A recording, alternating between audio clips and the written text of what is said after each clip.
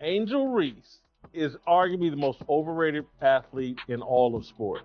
She is as unskilled as any player in the WNBA. Angela Reese is garbage, bitch. Pure garbage. Like she popping, but she ain't popping like that though. Like somebody. All right, let's just go ahead and call it what it is.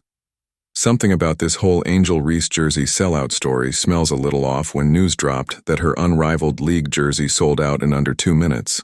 A lot of people started raising their eyebrows first off. Let's talk about how this all went down. The unrivaled jerseys dropped at 10:04 p.m. Eastern. Then by 10:08 p.m., just 4 minutes later, full news articles were already out. Not tweets, not rumors, published articles saying Angel Reese's jersey sold out completely. Now hold up, anybody who's worked in media knows 4 minutes isn't even enough time to refresh your page half the time, much less sell out a product, confirm it, write an article, edit it, and publish it. The timeline just doesn't make sense.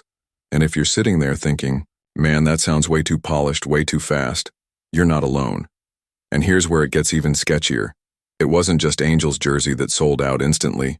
The report said that Chelsea Gray, Kayla McBride, Natasha Cloud, all of their jerseys sold out at the exact same time too. Come on. Now be honest, when has that ever happened? When has a group of players with very different levels of popularity magically sold out simultaneously? That's not how real consumer behavior works. Let's keep it real. Angel Reese, she moves merch, millions of followers, major clout. She's a brand. Natasha Cloud, super solid player.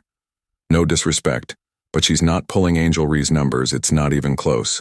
And somehow both their jerseys disappeared at exactly the same time. Coincidence, you tell me? Think about when a new iPhone drops or when sneakers like Jordan's release, the most hyped versions sell out. First, some colors or models stick around for hours, even days. That's what real demand looks like. It's messy, it's chaotic, it's not synchronized like a Disney musical. Now if you really break it down, it starts to look a lot like a classic marketing play. You don't need 10,000 jerseys to sell out. All you need is like 50, maybe 100 make the batch. Super tiny, sell through it fast, and boom. Headline sold out in minutes. It's the oldest trick in the book. Create artificial scarcity. Make it seem like everyone's buying, build hype, and honestly, from a marketing standpoint, it's genius. But from a fan standpoint, it's kind of shady.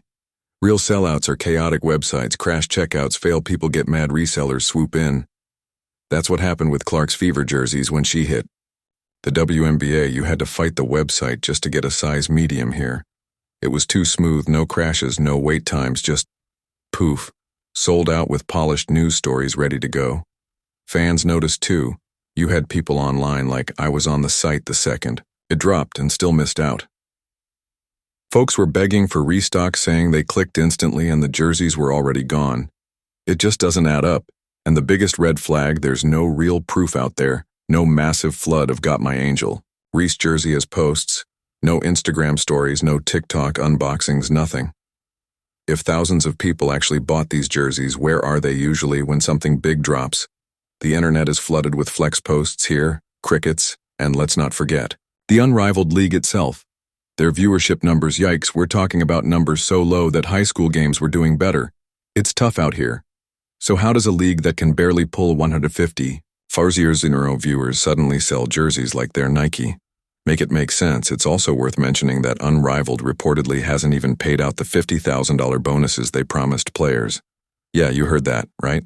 If a league can't pay its players, but suddenly claims massive merch sales, you gotta ask some real questions because look, I'm not hating. I want women's sports to win, I want Angel Reese to win, I want Unrivaled to win. But this feels like manufactured hype, a smart PR stunt to get headlines, not a true organic moment where thousands of fans emptied their wallets honestly. If you told me they only stocked 50 Angel Reese jerseys to begin with, I'd believe you, heck, maybe even 25. It's not like they dropped 10 units and sold out. They created an illusion, and honestly, it worked for a minute. It got people talking, but when you peel it back even a little, you see it for what it is. Real success doesn't need smoke and mirrors. Caitlin Clark didn't need tricks to sell out arenas and break TV records. Angel Reese doesn't need tricks either. She's a star in her own right, she's the real deal. But the people running Unrivaled, they might be trying to shortcut the process a little bit, and honestly, as It's a risky move because when fans feel like they've been played, they bounce fast, and women's sports right now, it's on the cusp of something massive. It doesn't need fake sellouts, it needs authenticity, real growth, real support, real energy. So, next time you hear sold out in 2 minutes, maybe pause and ask a few questions. How many were actually available? Where's the proof? Who benefits from the headline? Because sometimes things aren't what they seem, and honestly, the players they deserve. Better Angel Reese deserves better, the fans deserve better. One thing that won't get better, though, is Angel Reese's layups. I've seen 6-year-olds with better success than the self-proclaimed WNBA star.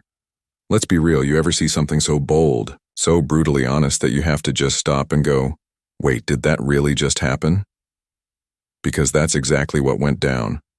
When Lisa Leslie, that Lisa Leslie, the legend, the pioneer, the walking WNBA Mount Rushmore candidate, sat across from Angel Ree on Angel's own podcast and basically said, "Sis, you need to fix your layups." Not behind her back, not in a shady interview, not whispered through the media grapevine, right to her face, straight up, no chaser. And let's not kid ourselves, that took guts both from Lisa to say it and honestly from Angel to sit there and take it. Lisa didn't sugarcoat a thing. She didn't wrap it up with a bunch of fluffy compliments first. Either she got right to it.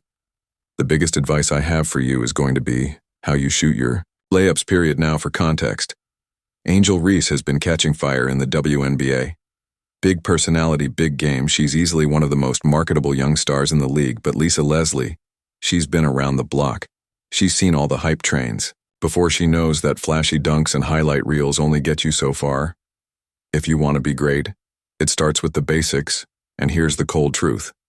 The stats back Lisa up Angels, shooting just around 40% on 2-pointers for someone who plays almost exclusively in the paint. It's disastrous. There's no way around it.